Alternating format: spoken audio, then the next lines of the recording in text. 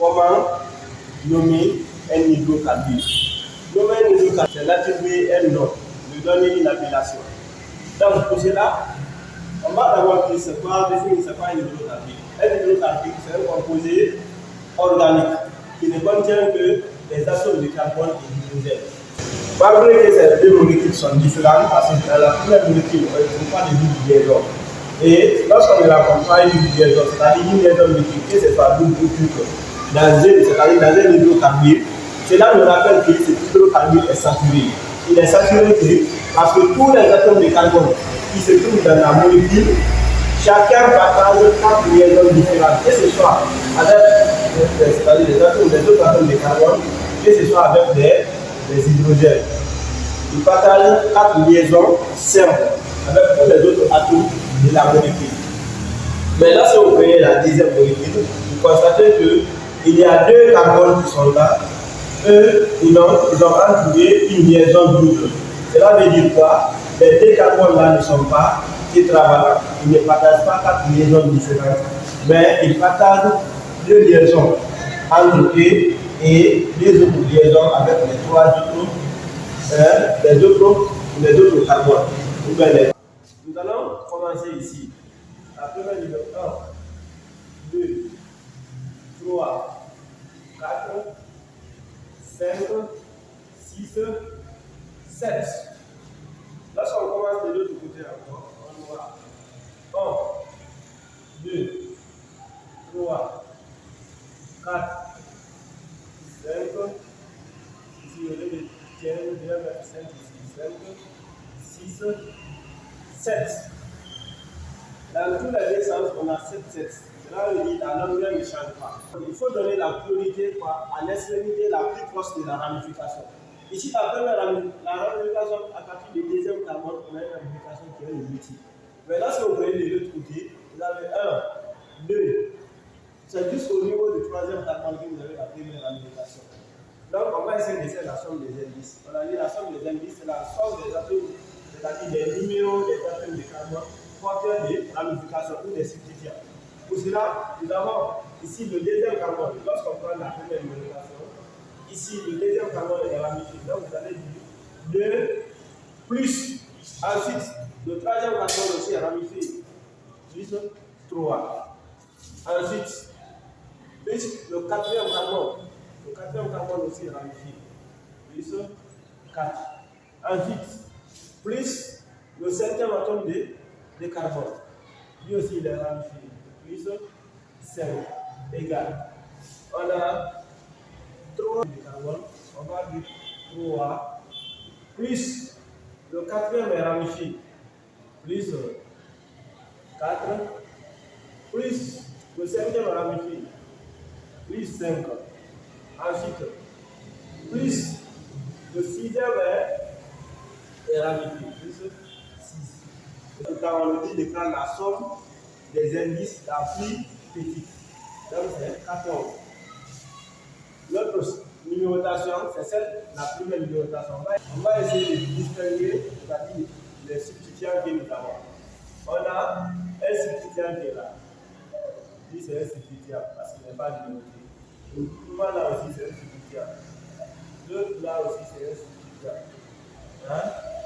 Ici, on a un autre substituant qui est là. Maintenant, après avoir énuméré les substituants, on va les nommer. Ici, on a le C3, CH3, CH2. CH3, CH2, ça c'est l'éthyl. Ici, le CH3, ici encore le CH3, c'est le méthyl. Et on va écrire d'abord, on a éthyl, et ici, méthyl. Lorsqu'un substituant, c'est-à-dire est présent,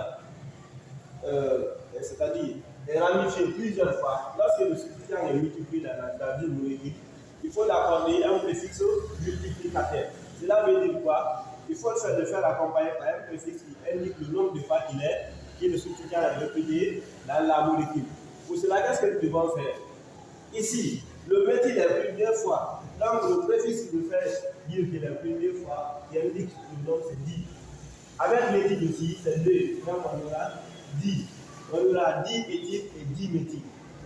Maintenant, on dit pour nommer la molécule, il faut classer les substituants aussi par ordre alphabétique. Entre le méthyle et l'éthyl, c'est l'éthyl qui vient en première position parce que c'est eux qui viennent avant M. Et pour cela, il y a une précision aussi. On ne tient pas compte des préfixes multiplicataires. Parce que ici, vous pouvez avoir ici diméthyl. Vous ne pouvez pas dire parce que tri est là que vous allez placer le méthyle avant l'éthyl. Non, c'est impossible. Parce qu'on dit qu'il ne faut pas tenir compte lors du classement par ordre alphabétique. On ne tient pas compte du préfixe multiplicateur. Donc, l'éthyl diéthyl est placé sur des atomes de carbone différents. Vous avez le premier atome de carbone qui est le 3, vous avez dit 3. Ensuite, sur le combien carbone, quatrième carbone, 3, 4, 10 éthyl. Et on met le E, on n'écrit pas le E terminal. Ensuite, le 2, 5,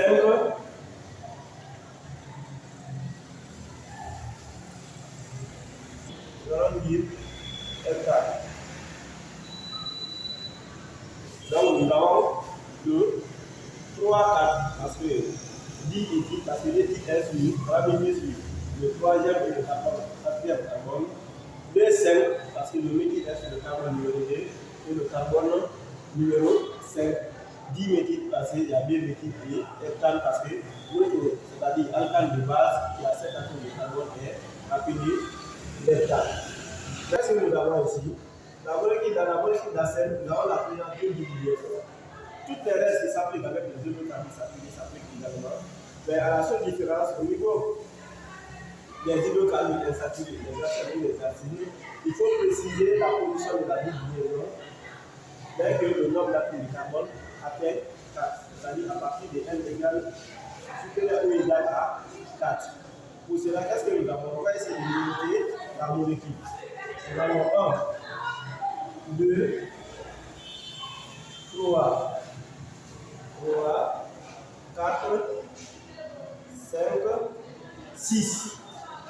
Donc, notre chaîne se passe par 6 atomes de carbone. 1, 2, 3, 4, 5, 6. Ensuite, nous avons les substituants. Nous avons un substituant qui est là, le méthyle, un autre substituant qui est le méthyle, et un autre substituant qui est là, l'éthyl. Donc, on va classer, ici on a combien de méthyle? 2. Donc, nous allons dire diméthyle. Le méthyle est pris 2 fois et l'éthyl est pris 1 fois. Pour nommer, on dit il faut les classer par ordre alphabétique. Pour cela, vous aurez l'éthyl qui est en position numéro 3. Vous aurez 3 éthyl. Ensuite, le diméthyle est sur le deuxième et sur le quatrième carbone. Vous allez dire 2, 4, diméthyle. Ensuite, la chaîne linéaire rappelle notre acène de base qui est l'hexène, c'est-à-dire qu'il comporte 6 atomes de carbone. Vous allez placer l'hexène. Et à partir de N supérieur ou égal à 4, vous faites préciser la position de la double liaison. La double liaison qui est là, c'est sur le troisième atome de carbone. Hexe, 3 et N parce que c'est un acène.